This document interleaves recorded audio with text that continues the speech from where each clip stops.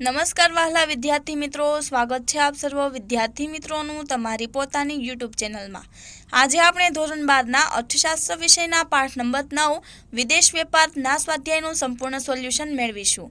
આપણી આ ચેનલમાં ધોરણ 12 અર્થશાસ્ત્ર વિષયના બધા જ પાઠના સ્વાધ્યાયના સોલ્યુશન મૂકી દીધેલ છે, તેની લિંક ડિસ્ક્રિપ્શન બોક્સમાં આપી દીધી છે। તો વિદ્યાર્થી મિત્રો, સૌપ્રથમ જોઈએ પ્રશ્ન નંબર 1। નીચેના પ્રશ્નોના જવાબ માટે સાચો વિકલ્પ શોધો। તેમાં પહેલું છે વેપાર દ્વારા શું થાય છે? તો જવાબમાં આવશે વિકલ્પ ડ, ઉત્પાદનમાં વિવિધતા આવે છે। બીજું છે આજના સમયમાં વિદેશ વેપારમાં કયું સાધન વધુ ગતિશીલ બન્યું છે? તો જવાબમાં આવશે વિકલ્પ બ, શ્રમ। ત્રીજું છે 2005 પછી ભારતના વિદેશ વેપારમાં શું નોંધપાત્ર ફેરફાર થયો છે? તો જવાબમાં આવશે વિકલ્પ અ, વેપારનું કદ વધ્યું છે અને ભારતનો વેપારમાં ક્રમ આગળ થયો છે। ચોથું છે ભારતના વેપારના પરંપરાગત ભાગીદાર દેશોમાં કયા દેશોનો સમાવેશ કરી શકાય? તો જવાબમાં આવશે વિકલ્પ અ, ઇંગ્લેન્ડ અને રશિયા। પાંચમું છે વેપાર તુલા એટલે શું? તો જવાબમાં લખશો વિકલ્પ ક, વસ્તુ વેપારની એટલે કે દ્રશ્ય વેપારની તુલા। ત્યારબાદ તેમાં છઠ્ઠું છે લેણદેણની તુલનામાં કેટલા ખાતા હોય છે? તો જવાબમાં આવશે વિકલ્પ બ, 2। ત્યારબાદ જોઈએ પ્રશ્ન નંબર 2। નીચેના પ્રશ્નોના એક વાક્યમાં જવાબ આપો। તેમાં પહેલું છે વિદેશ વેપાર એટલે શું? તો જવાબમાં લખશો દેશની હદની બહાર થતી વેપાર પ્રવૃત્તિને વિદેશ વેપાર કહેવાય છે। બીજું, વિદેશ વેપારનું કદ એટલે શું? તો જવાબમાં લખશો વિદેશ વેપારનું કદ એટલે દેશની આયાત નિકાસ થતી ભૌતિક વસ્તુઓનું કુલ મૂલ્ય અને કુલ જથ્થો। ત્રીજું છે વિદેશ વેપારનું સ્વરૂપ એટલે શું? તો જવાબમાં લખશું વિદેશ વેપારનું સ્વરૂપ એટલે વેપાર પ્રવૃત્તિની એવી વિશિષ્ટ બાબતો અને પાસાઓ જે તેને આંતરિક વ્યાપારની પ્રવૃત્તિઓથી જુદી પાડે અને તેને અલગ ઓળખ આપે।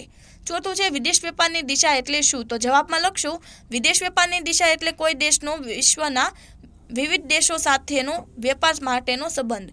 પાંચમું છે હુંડિયામણનો દર એટલે શું? તો જવાબમાં લખશું એક દેશના ચલણની બીજા દેશના ચલણમાં વ્યક્ત થતી કિંમત એટલે હુંડિયામણનો દર। ત્યારબાદ જોઈએ પ્રશ્ન નંબર 3। નીચેના પ્રશ્નોના ટૂંકમાં જવાબ આપો। તેમાં પહેલું છે વેપાર તુલાનો અર્થ આપો। તો જવાબમાં લખશું વેપાર તુલા એટલે એક વર્ષ દરમિયાન દેશની ભૌતિક સ્વરૂપની આયાત અને નિકાસના મૂલ્યોની હિસાબી નોંધનું સરવૈયું એટલે વેપાર તુલા। દેશમાં ભૌતિક વસ્તુઓની આયાત ચૂકવણીઓ ભૌતિક વસ્તુઓની નિકાસ કમાણી કરતાં વધુ હોય તો વેપાર તુલામાં ખાધ આવે છે, તેને પ્રતિકૂળ વેપાર તુલા કહે છે। દેશમાં ભૌતિક વસ્તુઓની નિકાસ કમાણી ભૌતિક વસ્તુઓની આયાત ચૂકવણીઓથી વધુ હોય તો વેપાર તુલામાં પૂરા નોંધાય છે, તેને અનુકૂળ વેપાર તુલા કહે છે। વેપાર તુલા એ લેણદેણની તુલાનું ચાલુ ખાતું છે। ત્યારબાદ તેમાં બીજો સવાલ છે આંતરરાષ્ટ્રીય વેપારનું કદ પારિભાષિક શબ્દ સમજાવો। તો જવાબમાં લખશું આંતરરાષ્ટ્રીય વેપારનું કદ એટલે આયાત અને નિકાસ થતી ભૌતિક વસ્તુઓનું કુલ મૂલ્ય અથવા કુલ જથ્થો। પ્રતિ વર્ષ જો આયાત માટે થતી ચૂકવણી અને નિકાસમાંથી થતી કમાણી થતી જાય તો આંતરરાષ્ટ્રીય વેપારનું કદ વધ્યું એમ કહેવાય। જો દેશની રાષ્ટ્રીય આવકમાં વેપારના મૂલ્યનો ટકાવારી હિસ્સો વધે અને વિશ્વ વેપારમાં દેશના વેપારનો હિસ્સો વધે તો તે દેશના આંતરરાષ્ટ્રીય વેપારનું કદ વધ્યું એમ કહેવાય। ત્યારબાદ તેમાં ત્રીજો સવાલ છે લેણદેણની તુલાનો અર્થ આપો। તો જવાબમાં લખશું લેણદેણની તુલા એટલે કોઈ એક દેશના અન્ય દેશો સાથેના વેપારનું મૂલ્ય, જેમાં વસ્તુઓ તથા સેવાઓનું મૂલ્ય, સાધનોની હેરફેરનો ખર્ચ અને મૂડી વેપારના મૂલ્યની નોંધણી થાય છે। આમ કોઈ વર્ષ દરમિયાન દેશની ભૌતિક અને અભૌતિક આયાત નિકાસનું મૂલ્ય દર્શાવતું હિસાબી સરવૈયું એટલે લેણદેણની તુલા। લેણદેણની તુલાને બે બાજુઓ છે, પેલું જમા બાજુ જેમાં વિદેશી આવકો નોંધાય છે અને બીજું ઉધાર બાજુ જેમાં વિદેશી ચૂકવણીઓ નોંધાય છે। ત્યારબાદ જોઈએ પ્રશ્ન નંબર 4। નીચેના પ્રશ્નોના મુદ્દાસર જવાબ આપો। તેમાં પેલું છે વિદેશ વેપારની પ્રવર્તમાન સ્થિતિ દર્શાવો। તો જવાબમાં લખશું એગ્નસ મેડિસન નામના ઇતિહાસકારનો અભ્યાસ દર્શાવતા વર્લ્ડ ટ્રેડ રિપોર્ટ 2013માં નીચેની માહિતી મળે છે। 1800 પછી વિશ્વની વસ્તી 6 ગણી વધી છે, વિશ્વનું ઉત્પાદન 60 ગણું વધ્યું છે, જ્યારે વિશ્વ વેપાર 140 ગણો વધ્યો છે। છેલ્લા 30 વર્ષોમાં વ્યવસાયિક સેવાઓના વેપારમાં દર વર્ષે સરેરાશ 7% વધારો નોંધાયો છે। વિશ્વમાં વાહન વ્યવહાર અને સંદેશા વ્યવહારના ખર્ચમાં નોંધપાત્ર ઘટાડો થવાથી તેમજ વિવિધ દેશો વચ્ચે રાજકીય સંબંધોનો વિકાસ થતાં વેપારને વેગ મળ્યો છે અને વિદેશ વેપાર વધવા પામ્યો છે। 1980 અને 2011 વચ્ચે વિકાસશીલ દેશોનો નિકાસમાં ફાળો 34%થી વધુ 47% અને આયાતોમાં તેમનો ફાળો 29%થી વધીને 42% થયો, જે વિદેશ વેપારની વૃદ્ધિ દર્શાવે છે. વિકાસશીલ દેશોમાં એશિયાના દેશોનો આજે વિશ્વ વેપારમાં ફાળો નોંધપાત્ર રહ્યો છે. છેલ્લા કેટલાક દાયકાઓ દરમિયાન વિશ્વ ઉત્પાદનના વૃદ્ધિદર કરતાં વિશ્વ વેપારનો વૃદ્ધિદર બમણો થયો છે, જે વિશ્વમાં વિદેશ વેપારનો વિકાસ થયો છે તેમ દર્શાવે છે. ત્યારબાદ તેમાં બીજું છે વેપાર તુલા અને લેણદેણ તુલા વચ્ચેનો તફાવત સ્પષ્ટ કરો. તો વિદ્યાર્થી મિત્રો, અહીં આપણે વેપાર તુલા અને લેણદેણની તુલા વચ્ચે તફાવત આપવાનો છે. તો તેમાં જોઈએ, વેપાર તુલામાં માત્ર ભૌતિક કે દ્રશ્ય સ્વરૂપની વસ્તુઓની આયાત નિકાસનું મૂલ્ય દર્શાવવામાં આવે છે, જ્યારે લેણદેણની તુલામાં ભૌતિક કે દ્રશ્ય સ્વરૂપની વસ્તુઓ ઉપરાંત વીમો, બેન્કિંગ, વાહન વ્યવહારની તથા બૌદ્ધિક ક્ષમતાની સેવાઓ વગેરે જેવી અભૌતિક કે અન્ય સ્વરૂપની કામગીરી તેમજ નાણાકીય મૂડીની હેરફેરનો પણ સમાવેશ થાય છે. ત્યારબાદ છે વેપાર તુલા અન્ય દેશો સાથેના મૂડી વ્યવહારોનું મૂલ્ય નોંધાતું નથી, જ્યારે લેણદેણની તુલામાં મૂડી પ્રવાહ, બોન્ડ, શેર, સોનાની ખરીદી, મૂડી પ્રકારનું ધિરાણ વગેરે નોંધવામાં આવે છે. વેપાર તુલા પરથી વિદેશો સાથેના દેશના આર્થિક વ્યવહારનો સંપૂર્ણ ખ્યાલ મળી શકતો નથી, જ્યારે લેણદેણની તુલા પરથી વિદેશો સાથેના દેશના આર્થિક વ્યવહારનો સંપૂર્ણ અને સર્વાંગી ખ્યાલ મળી શકે છે. વેપાર તુલા એ લેણદાર તુલા વેપાર તુલાનો એક ભાગ છે, જ્યારે લેણદેણની તુલા ચાલુ ખાતું અને મૂડી ખાતું એવા બે ખાતા ધરાવે છે, જે એક દેશના અન્ય દેશો સાથેના સંઘળા આર્થિક વ્યવહારોનું સરવૈયું છે. વેપાર તુલા કુલ આવક અને જાવક વચ્ચે રહેતો તફાવત યથાવત દર્શાવવામાં આવે છે, જ્યારે લેણદારની તુલાની નોંધ દ્વિનોંધી ચોપડામાં કરવામાં આવે છે. તેમ અંતે આવક કે જાવક બાજુએ જરૂરી રકમ ઉમેરી તુલા સમતોલ દર્શાવાય છે. વેપાર તુલા દેશના વિદેશ વેપારની સ્થિતિનો આધારભૂત ચિંતાર સંપૂર્ણપણે આપતી નથી, જ્યારે લેણદેણની તુલા દેશના વિદેશ વેપારનું સાચું ચિત્ર મેળવવામાં સહાયક છે. ત્યારબાદ તેમાં ત્રીજું છે હુંડિયામણ દર પર નોંધ લખો. તો જવાબમાં લખશું, જે દરે એક દેશના ચલણને દેશના બીજા દેશના ચલણમાં રૂપાંતર કરી શકાય તે દર એટલે હુંડિયામણનો દર. જેમ કે $1 બરાબર ₹65ના હુંડિયામણનો દર. એનો અર્થ થાય કે $1 ખરીદવા માટે ભારતીય નાગરિકે ₹65 ચૂકવવા પડે છે. આમ હુંડિયામણનો દર એક દેશના ચલણની બીજા દેશના ચલણમાં વ્યક્ત થતી કિંમત છે. હુંડિયામણનો દર બદલાતા ચીજ વસ્તુઓની કિંમતમાં પણ ફેરફાર થાય છે. ક્યારેક ખુલ્લા બજારમાં હુંડિયામણના દરોમાં ફેરફાર થાય છે, તો ક્યારેક કોઈ દેશની સરકાર આયાતો અને નિકાસોને અસર પહોંચાડવા હુંડિયામણના દરોમાં ફેરફાર કરે છે. હુંડિયામણના દરને સરકાર માત્ર બજારના પરિબળો દ્વારા નક્કી થવા દેતી નથી, જોકે તેના નિર્ધારણમાં હુંડિયામણની માંગ અને તેનો પુરવઠો મહત્વના પરિબળો છે. જ્યારે ભારત માટે હુંડિયામણનો દર ઊંચો થાય ત્યારે ભારતના ચલણનું આંતરરાષ્ટ્રીય બજારમાં મૂલ્ય ઘટે છે, અર્થાત વિદેશી ચલણનું મૂલ્ય ઓછું થાય છે અને ભારતનું ચલણ સસ્તું થાય છે. ભારતમાં હુંડિયામણનો દર વધે તો રૂપિયાનું મૂલ્ય ઘટે છે, આયાતોની માંગ ઘટે છે અને નિકાસો વધવા પામે છે. ભારતમાં હુંડિયામણનો દર ઘટે તો રૂપિયાનું મૂલ્ય વધે છે, આયાતોની માંગ વધે છે અને નિકાસો ઘટવા પામે છે. ત્યારબાદ તેમાં ચોથો સવાલ છે વિદેશ વેપારના કારણો ટૂંકમાં સમજાવો.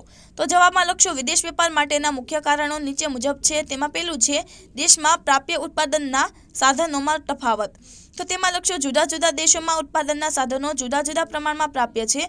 વળી બધી જાતના ઉત્પાદન માટે જરૂરી બધા પ્રકારના સાધનો અને શ્રમનું કૌશલ્ય પણ દરેક દેશ પાસે હોતા નથી. તેથી દુનિયાના દેશો પોતાની પાસેના સંસાધનો, સાધનો, ટેકનોલોજીનો વેપાર કરી પોતાની જરૂરિયાતો પૂરી કરે છે. બીજું છે ઉત્પાદન ખર્ચ. તો તેમાં લખશું ઉત્પાદનના સાધનો અને સંસાધનોના અભાવે જુદા જુદા દેશોના ઉત્પાદન ખર્ચ પણ જુદા જુદા હોય છે. ઉત્પાદન ખર્ચ ઊંચો હોય ત્યારે તેવી વસ્તુઓ, સેવાઓ અન્ય દેશો પાસેથી આયાત કરવી સરળ અને સસ્તી બને છે. ત્રીજું ટેકનોલોજીકલ પ્રગતિ. તેમાં લક્ષ્ય જુદા જુદા દેશો જુદી જુદી ટેકનોલોજીમાં આવડત ધરાવે છે, તેથી દરેક દેશ ઉત્પાદનમાં એકસરખી કાર્યક્ષમતા ધરાવતો નથી. પરિણામે આવા દેશો વચ્ચે વસ્તુઓ અને સેવાઓનો વેપાર થાય છે. ચોથું છે શ્રમ વિભાજન અને વિશિષ્ટીકરણ. તેમાં લક્ષ્ય દરેક દેશમાં શ્રમની ઉત્પાદકતા, કૌશલ્ય અને નિયોજન શક્તિ અલગ હોય છે, તેથી દેશો વચ્ચે શ્રમ વિભાજન અને વિશિષ્ટીકરણ જોવા મળે છે. અર્થાત અમુક શ્રમ, અમુક પ્રકારની વસ્તુઓ, સેવાઓના ઉત્પાદનમાં વધુ આવડત ધરાવતો હોય તો તે દેશ તેવી વસ્તુઓનું ઉત્પાદન કરી તેમાં ઉત્પાદન વૈવિધ્ય એટલે કે વિશિષ્ટીકરણ કરી તેવી વસ્તુઓનું બીજા દેશમાં તેની નિકાસ કરે છે અને જરૂરી વસ્તુઓની આયાત કરે છે. ત્યારબાદ તેમાં પાંચમું છે લેણદેણ તુલાના ચાલુ ખાતા અને મૂડી ખાતાનો તફાવત આપો. તો લેણદેણ તુલાના ચાલુ ખાતામાં આવક, જમા, ચૂકવણી, જાવક એટલે કે ઉધાર. તેમાં જોઈએ ચીજ વસ્તુઓ પર સેવાઓની નિકાસ અને ચીજ વસ્તુઓ અને સેવાઓની આયાત. તેમાં પહેલું છે ચીજ વસ્તુઓ. બીજું છે સેવાઓ એટલે કે બેંકો, વીમા કંપનીઓ, પ્રવાસીઓ, વહાણવટુ વગેરે. સેવાઓમાં બેંકો, વીમા કંપનીઓ, પ્રવાસીઓ, વહાણવટુ વગેરે. ત્રીજું છે વિદેશમાં કરેલી મૂડી રોકાણમાંથી થતી આવક, જ્યારે દેશમાં કરવામાં આવેલા વિદેશી મૂડી રોકાણમાં વ્યાજ વગેરેની ચૂકવણી ચાલુ મૂડી ખાતાની તુલા. ત્યારબાદ છે લેણદેણ તુલાના મૂડી ખાતા. તેમાં જોઈએ આવક અને જાવક. આવકમાં વિદેશોનું લાંબા ગાળાનું રોકાણ, જ્યારે ચૂકવણીમાં વિદેશોમાં દેશનું લાંબા ગાળાનું રોકાણ.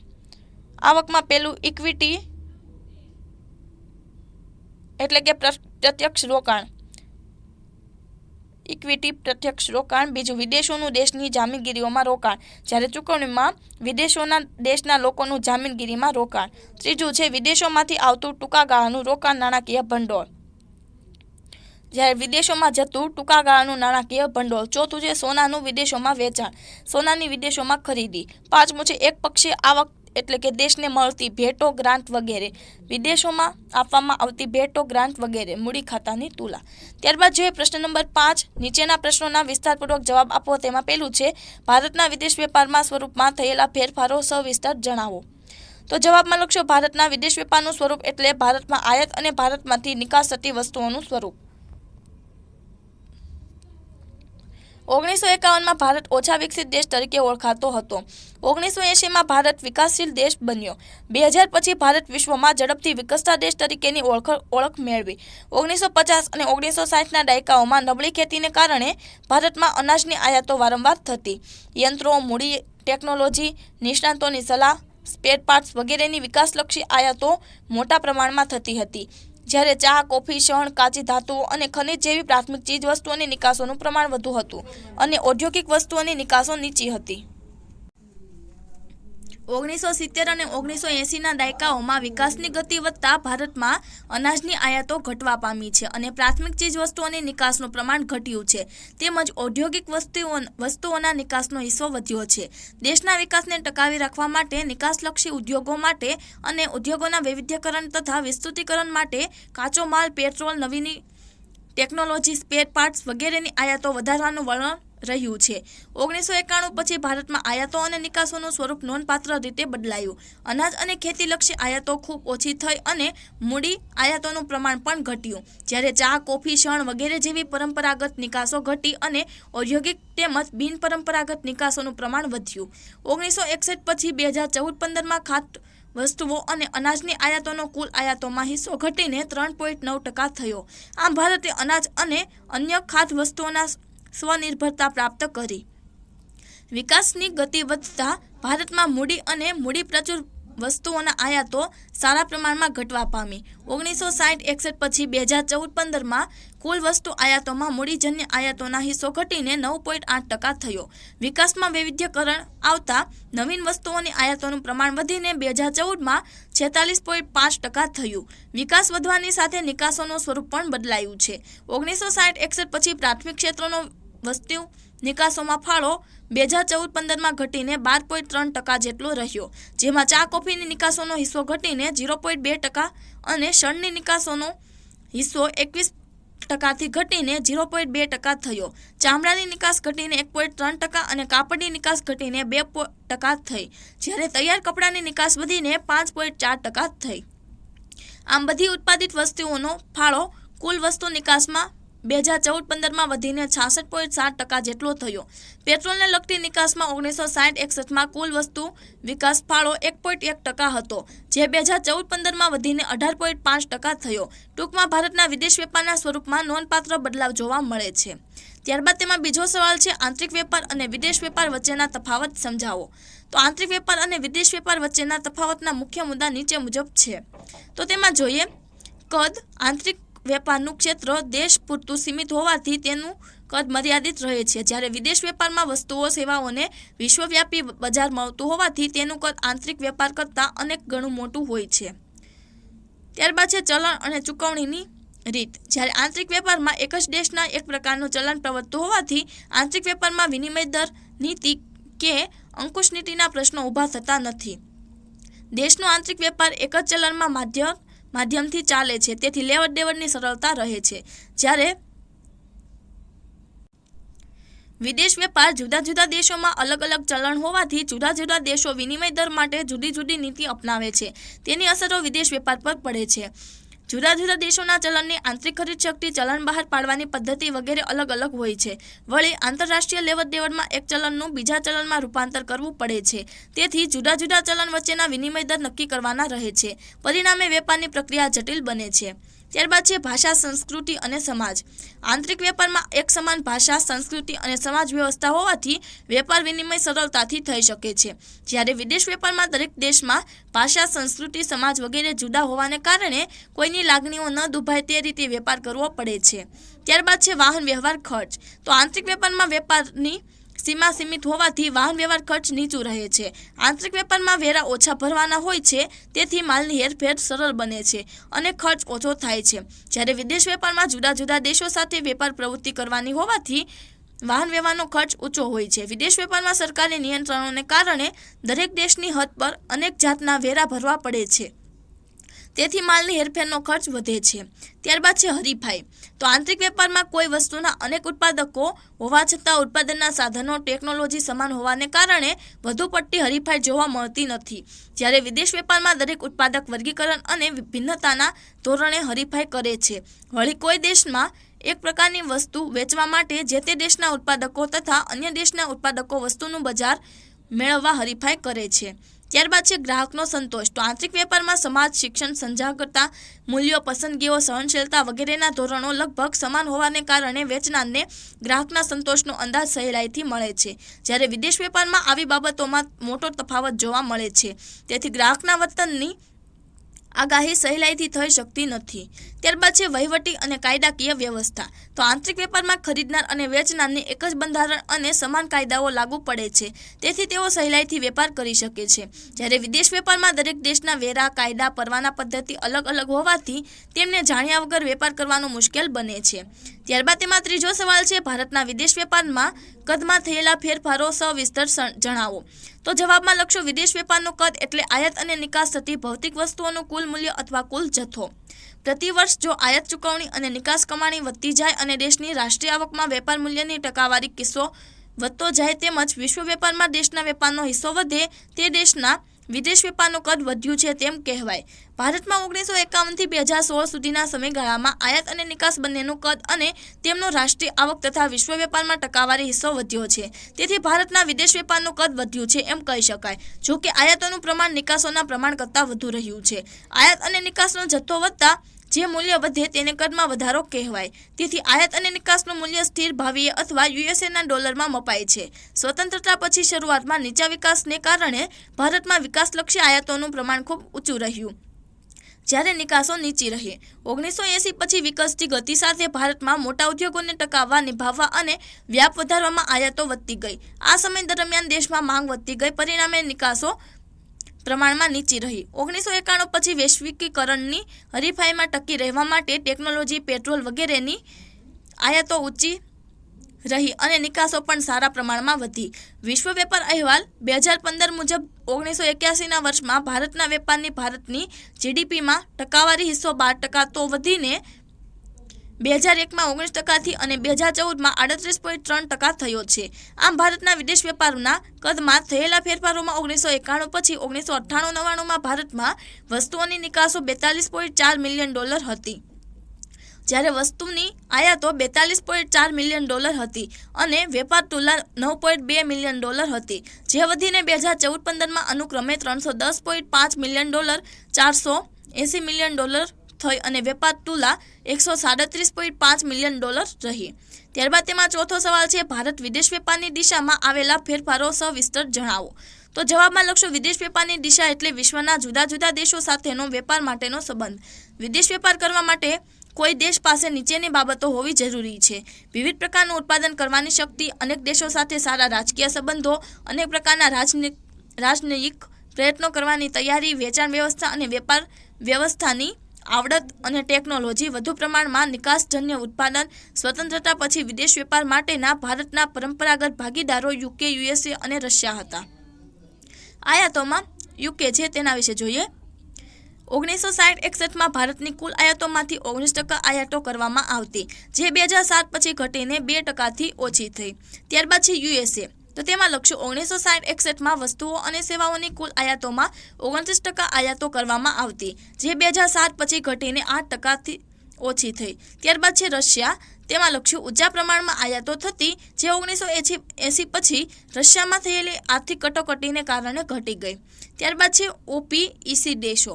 તો તેમાં લખશું ઔદ્યોગિકરણ અને વિકાસ વધતા વસ્તુઓની કુલ આયાતોમાં પેટ્રોલ એટલે કે ખનિજ તેલની આયાતો વધી. ત્યારબાદ છે વિકાસશીલ દેશો. તેમાં લખશું પરંપરાગત ભાગીદારો સાથેનો વેપાર ઘટ્યો અને વિકાસશીલ દેશો સાથેનો વેપાર વધ્યો છે. ખાસ કરીને એશિયા, મધ્ય એશિયા અને આફ્રિકાના દેશો સાથે ભારતનો વેપાર વધ્યો છે. 1960-61 વસ્તુની કુલ આયાતોમાંથી 11.8% જેટલી આયાતો આ દેશોમાંથી આવતી હતી, જે 2014-15 59% જેટલી થઈ. ત્યારબાદ છે નિકાસો. તેમાં યુકેમાં જોઈએ 1960-61 વસ્તુઓની કુલ નિકાસના 26.8% નિકાસો થતી, જે 2007-8 પછી ઘટીને 4%થી ઓછી થઈ. ત્યારબાદ છે યુએસએ. તો તેમાં લખશું 1960-61 થી 2007-8ના સમયગાળા દરમિયાન વસ્તુ નિકાસોના 16% નિકાસો થતી, જે ઘટીને 12.7% થઈ. ત્યારબાદ છે રશિયા. તેમાં લખશું રશિયા ખાતેની વસ્તુ નિકાસોમાં નિકાસો 4.5%થી ઘટીને કુલ 0.6% થઈ. ત્યારબાદ છે ઓપીઈસી દેશો. તેમાં લખશું 1960-61 વસ્તુઓની કુલ નિકાસોમાં 4.1% નિકાસો થતી, જે 2007-8 પછી 16%થી વધુ થઈ. ત્યારબાદ છે વિકાસશીલ દેશો. તેમાં લખશું 1960-61 થી 2007-8ના સમયગાળા દરમિયાન વસ્તુ નિકાસોની ટકાવારી 14.8%થી વધી 42.6%થી વધુ થવા પામી. ત્યારબાદ છે એશિયાના દેશો. તેમાં લખશું 2014-15 એશિયાના દેશો ખાતે આપણી વસ્તુ નિકાસોમાંથી 50% જેટલી નિકાસો થઈ હતી. આમ અલગ અલગ દેશો સાથે અને દિશાઓમાં વેપાર વિકસાવવા ભારતે સફળ પ્રયત્નો કર્યા છે. ત્યારબાદ તેમાં પાંચમો સવાલ છે લેણદેણની તુલાનો અર્થ આપી તેના પ્રકારો, ખાતાઓ તેમજ લેણદેણની તુલાને અસર કરતા પરિબળો જણાવો. તો જવાબ જોઈએ. સૌપ્રથમ છે લેણદેણની તુલાનો અર્થ. તેમાં લખશું કોઈ વર્ષ દરમિયાન ભૌતિક અને અભૌતિક આયાત નિકાસનું મૂલ્ય દર્શાવતું હિસાબી સરવૈયું એટલે લેણદેણની તુલા. અહીં ભૌતિક કે દ્રશ્ય ચીજો એટલે વસ્તુઓ અને અભૌતિક કે અદ્રશ્ય ચીજો એટલે સેવાઓ. લેણદેણની તુલાની બે બાજુઓ છે. પેલું જમા બાજુ, વિદેશો પાસેથી દેશને મળતી બધી જ આવકો જમા બાજુએ નોંધાય છે, અને બીજું ઉધાર બાજુ એટલે કે વિદેશોને કરવામાં આવતી બધી ચૂકવણીઓ ઉધાર બાજુએ નોંધાય છે. ત્યારબાદ તેમાં જોઈએ લેણદેણની તુલાના પ્રકાર. તેમાં પેલું છે સમતોલ તુલા. તેમાં લખશું જો લેણદેણની તુલામાં જમા અને ઉધાર બાજુના સરવાળા સમાન હોય તો તે સમતોલ તુલા કહેવાય છે. બીજું છે અસમતોલ તુલા.